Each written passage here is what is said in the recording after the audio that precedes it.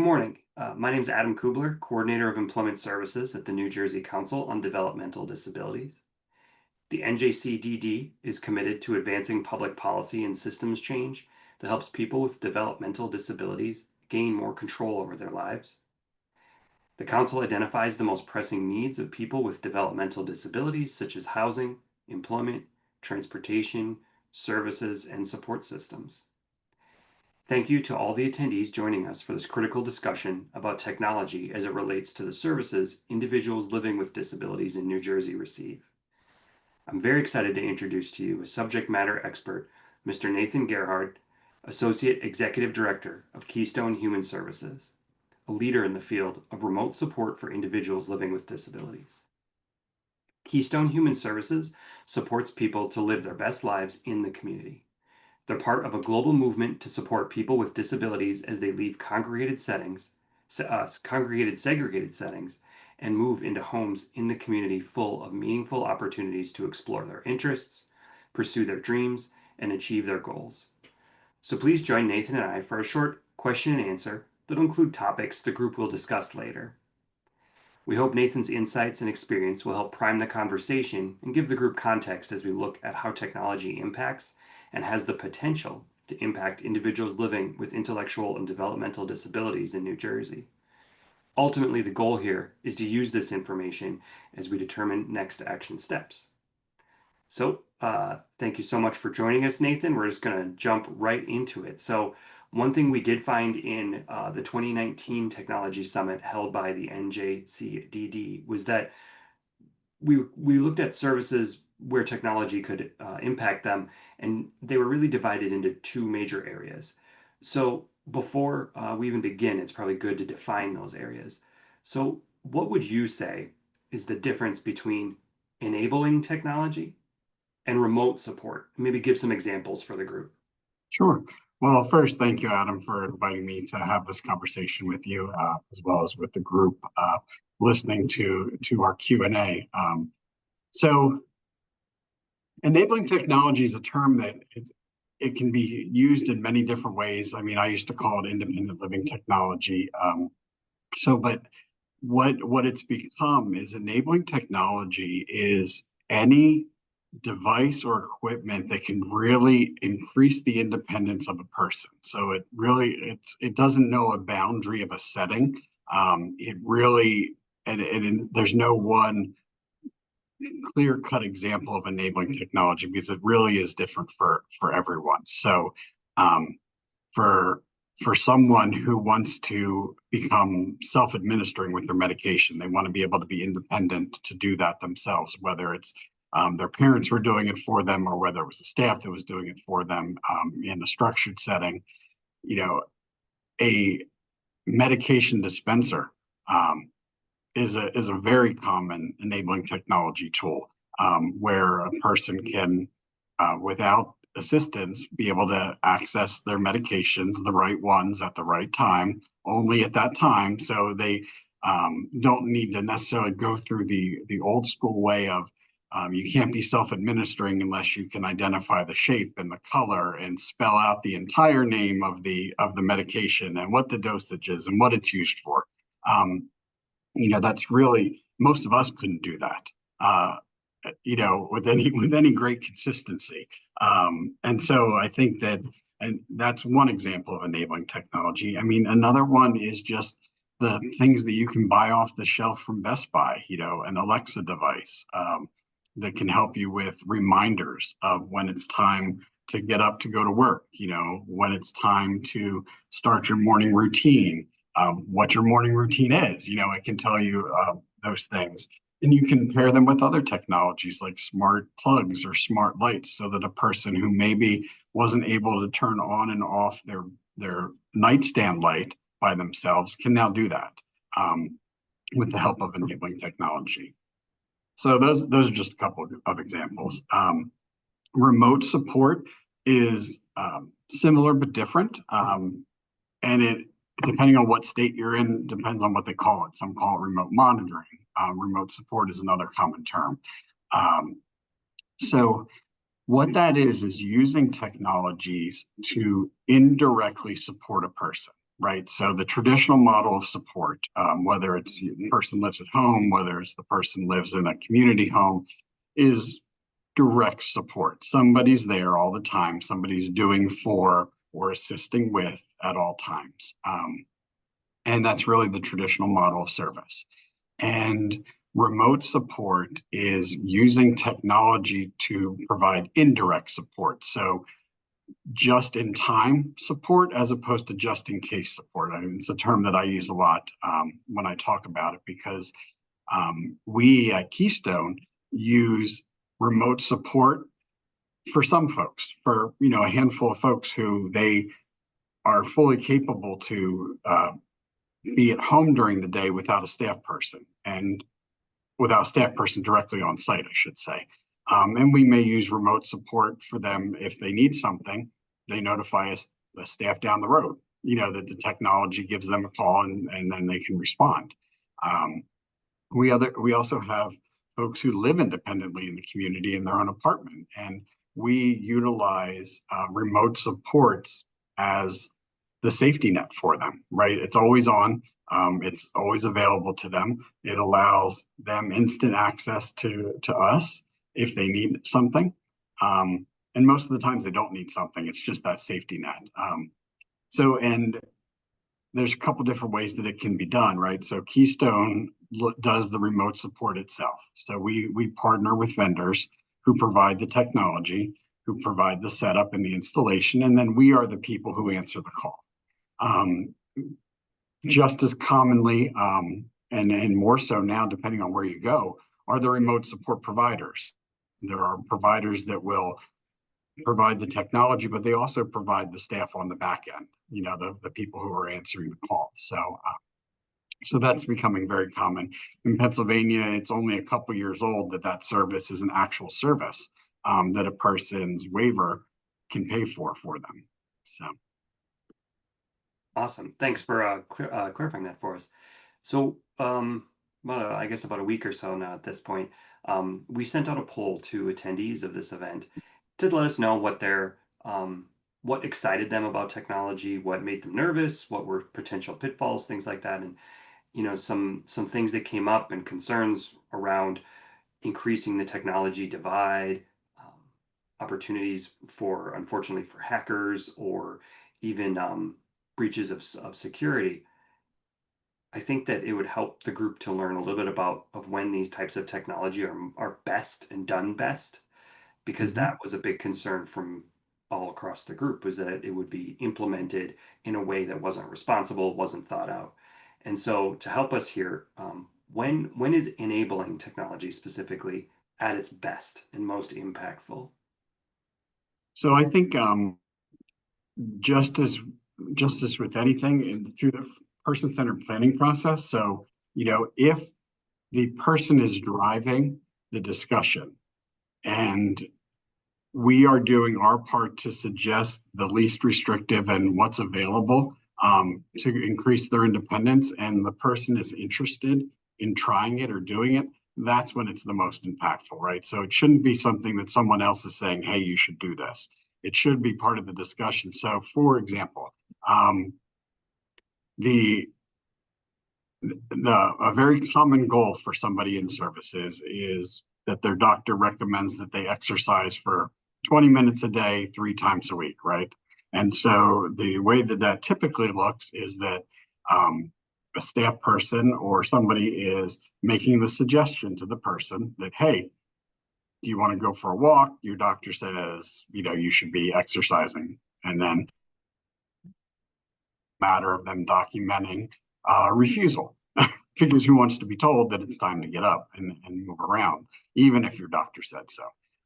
And again, you and I can do what we want with what our doctor tells us. So why would somebody with a disability or receiving services be any different? So the alternative is something that you probably have on your wrist too.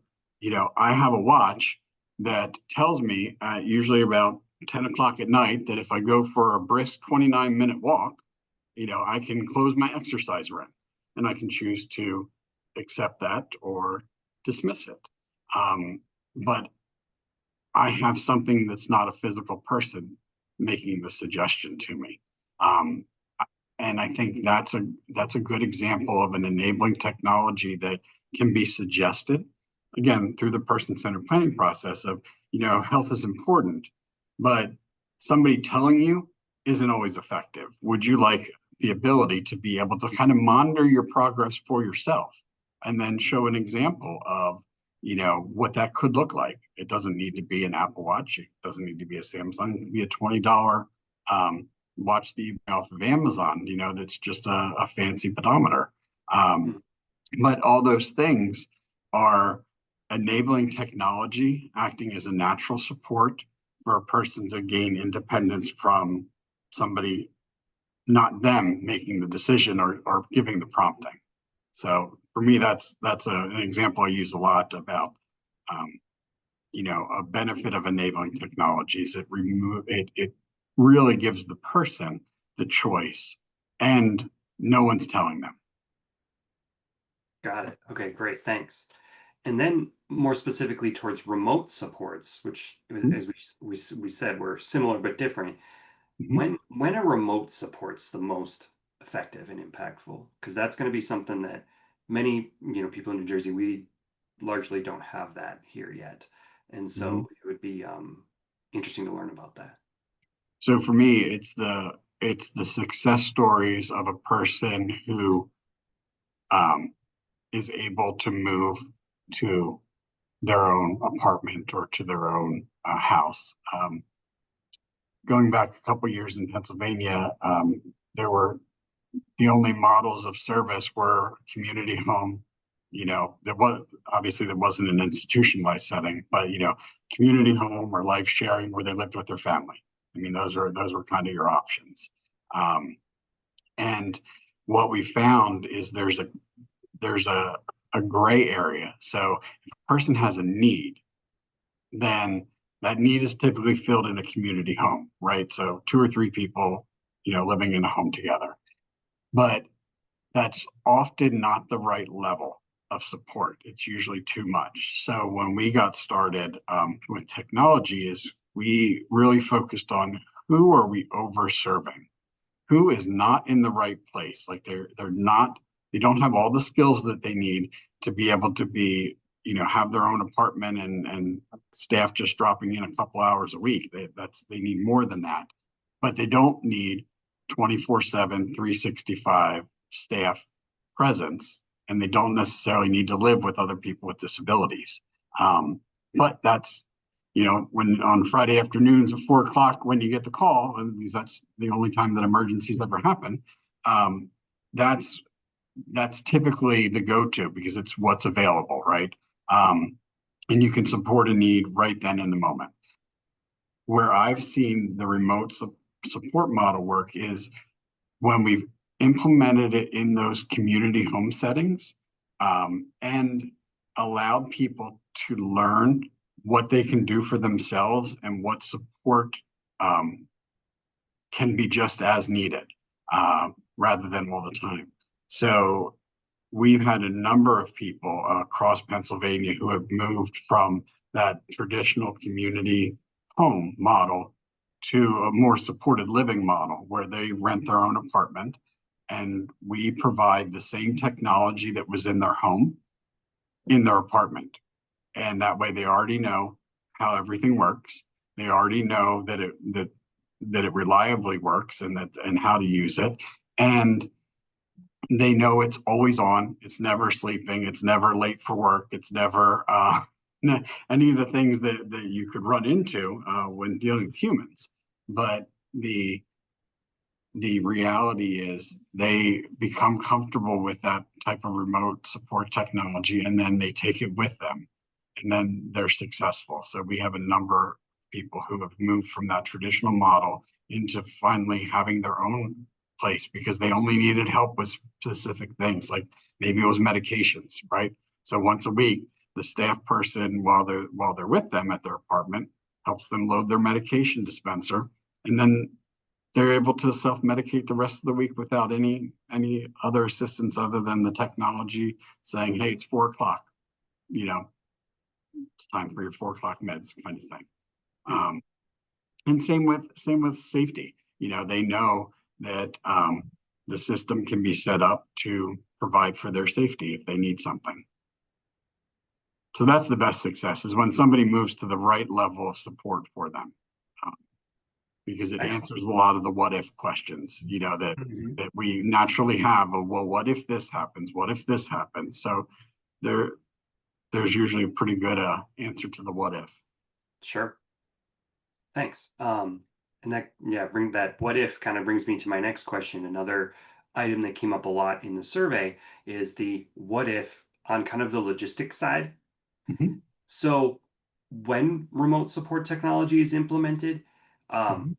who trains the staff, the families, the individuals, um, and anyone else? Sure. And I guess finally, what if the device breaks or isn't working? How does Mhm. that work maybe in Pennsylvania? I mean, just kind of give us a picture of what that looks like. Sure. So for provider agencies or individuals that choose to have remote support as part of their service, they choose the provider just like they would choose the residential provider or any other. It's a waiver service, so they would choose which provider they want, and that provider, as part of their service, they provide the equipment, they provide the training on the equipment, the installation, and also kind of the warranty on it. So if something stops working, they're going to know it stops working because everything is connected, right? So um, think about remote supports as a home security system that looks inward rather than outward, because it's sensor based, right? So on a home security system, you want to know if somebody's opening your front door. Kind of the same way with remote supports, is you want to know if somebody's opening the front door. Um, and motion sensors, something like that, they are all tied together with the service provider. So they usually have proprietary equipment, like a hub that everything talks to. And so they're going to know if something stops talking to it, and then they'll respond to that. And again, that's something that when the person selects who and what they would want to utilize, that would be that the training and the maintenance and the upkeep are all provided as part of the service.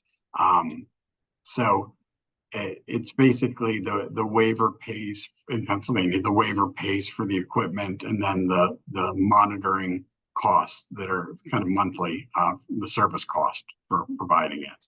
Um, so that's that's the basics of the how to. And when it breaks, again, it's part of the service. So it'd be just like if a staff calls off in a community home, the provider has to provide a staff still, right? So it's really the same idea.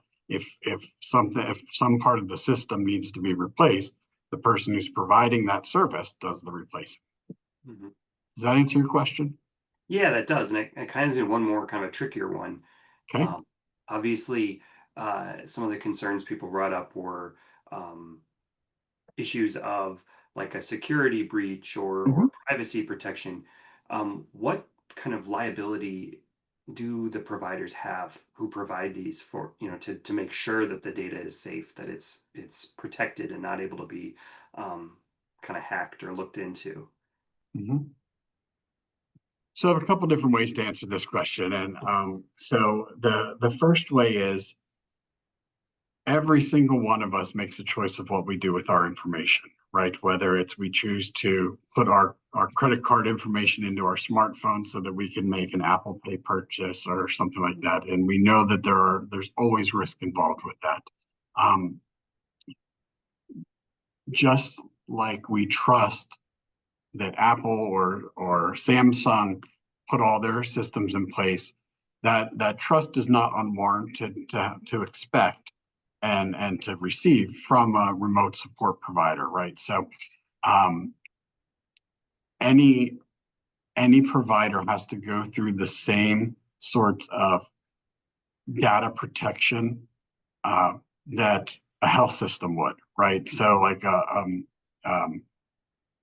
a hospital system, they have a whole team set up of how do they protect against data breaches, what kind of system redundancies do they have? Where are their backup centers for the data? What data is actually put in and not? So remote support providers are really no different than that. The liability is actually a lot less when it comes to you as the person using it, because most remote support technologies are just sensor based. So it's not recording data.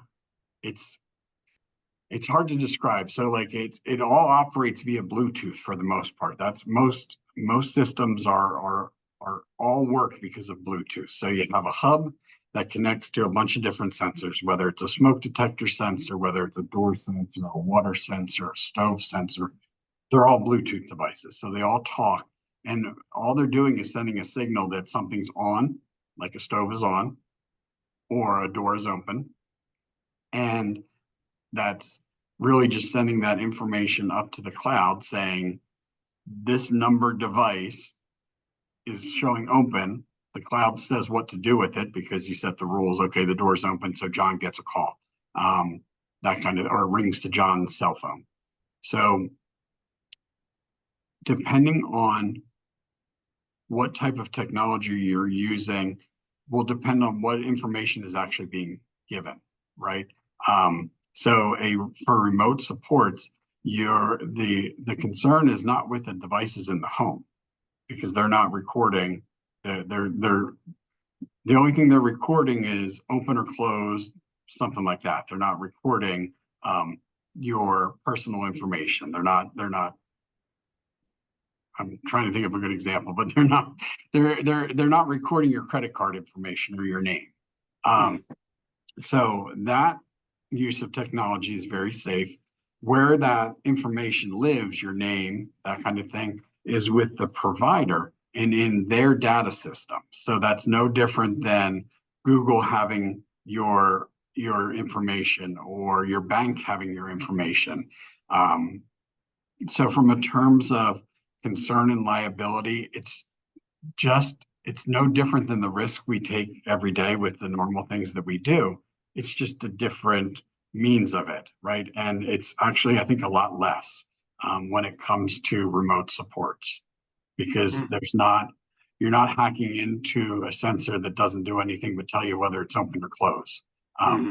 So you know what I mean? Like you're not getting any personal information out of that. The only thing there's three things you get. It's open, it's closed, or it's offline. That's usually the only information that those sorts of devices give. Oh, great. Yeah, great answer. Yeah, because that helps. I think a lot of people, when they hear remote support, the first thing they think of is a camera watching you all the time, Yeah, which isn't exactly what it is in every situation. And correct. And that exists, right? That Mhm, technology exists. There are camera-based supports, but you don't have to have that. mhm, It's not nobody in Keystone, and we are a large organization over 4 different states. We're utilizing technology in 3 of those 4 states right now. I'm going to bring the fourth one online very soon. But we have a zero tolerance as an organization for cameras. hmm, We don't do them. It's not a part of how the support that we provide. And we support people to live independently in the community. We support people to be safe in their homes when there's not a staff there. So it's not necessary. It's sure. available, and some people choose that. They'd rather have it. But we as organizationally say, you know what, that's a risk we don't want to take on. So we may have a Ring doorbell. We may have stuff that points Mhm, outward, but nothing that points inward. But got you can get that if that's what makes sense and that's what the person wants. It's certainly available, but it's not required for the service. So the individual has the right to choose how they want to receive the remote support. mhm. Awesome, excellent. And that, is perfect. Kind of brings me to my next question as we visualize, what this can look like. In our conversations before this, you mentioned a few stories. I think I remember one about Joanne, I believe, of a success with remote supports. Could you share one or two of these with the group so they can kind of get an idea of what it might look like? Sure, sure. So Joanne is our number one. Joanne is the first person in Pennsylvania to use technology instead of staffing. 2018 was the year that we started down the path with her. So to let you know about Joanne, um, she literally has been with Keystone since she was a child. She was in our children's services, and now she's in our adult residential services. Um, Pennsylvania breaks down folks' needs into needs groups, with one being the lowest and seven being the highest. Joanne was a high seven, with what her needs were. Very high clinical concerns, behaviors. Her lives in a one-person home, has one staff with her all the time. Um, some of her, I mean, there was a safe room in the house for the staff where she could send the staff to. She sometimes liked to go out and lay in the middle of the road. So there on her front porch was a box that held flares and reflective vests and traffic cones to try and keep her safe. So naturally, she was the person we thought of, hey, maybe this is the right time to look at something different for her, because she had the same pattern for years. And so we talked with her about it. We said, hey, we want to try something different. What do you think? And she was game for it. She's like, yeah. She's like, I don't like my staff anyway. So sure, any chance to not have them telling me what to do or being in my house, I'll take it. So we worked with her and we created the first remote support system where her house was set up with based on the discussions with her and the vendor and Keystone. We talked through what are her concerns, what does she want out of this, what does she want her service to look like. And so for her, it was about how do I not have to have staff all the time with me? Her model was set up 24/7, 365.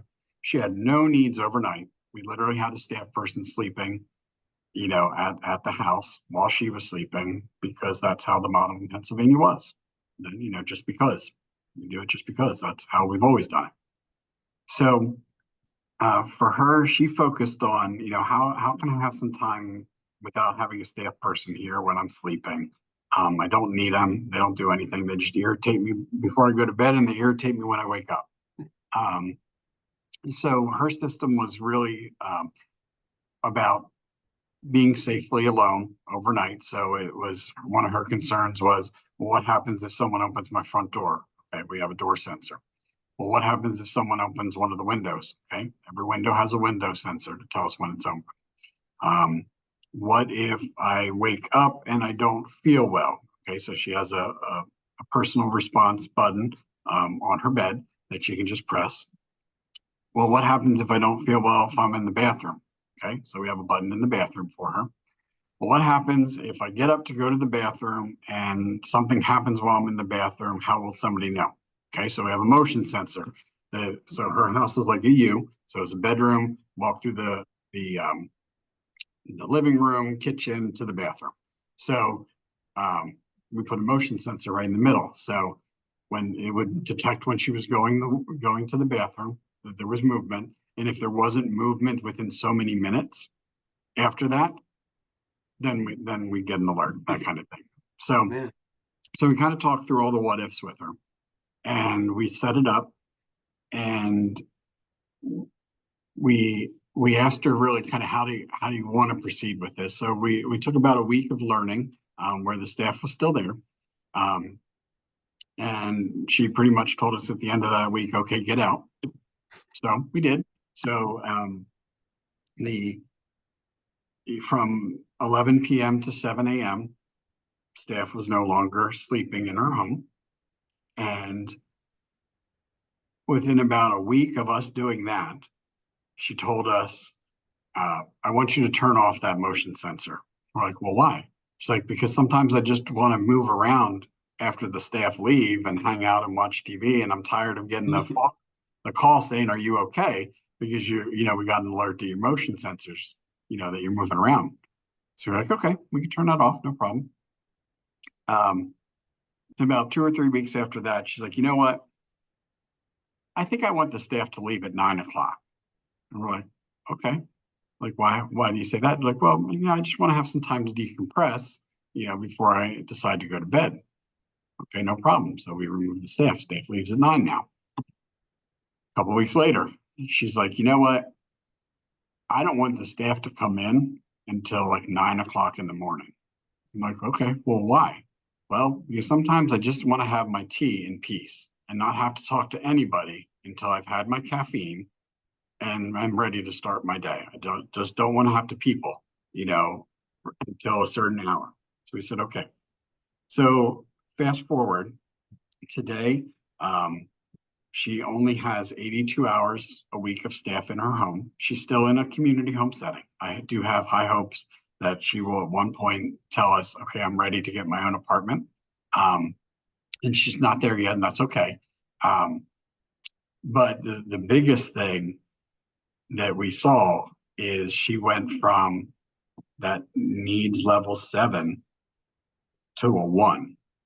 And that was because all the reasons that she had that high ranking was the clinical things that we were seeing, the verbal aggression, the self-harm kind of stuff. And that all went away when the staff went away. So, I joke that we were causing her issues, but that's true. The staff presence 24/7, doing what we've always done, thinking that it has to be this way, because that's how the model says it has to be. Yep. And this was before remote supports in Pennsylvania. So it was years before Pennsylvania adopted that as a service.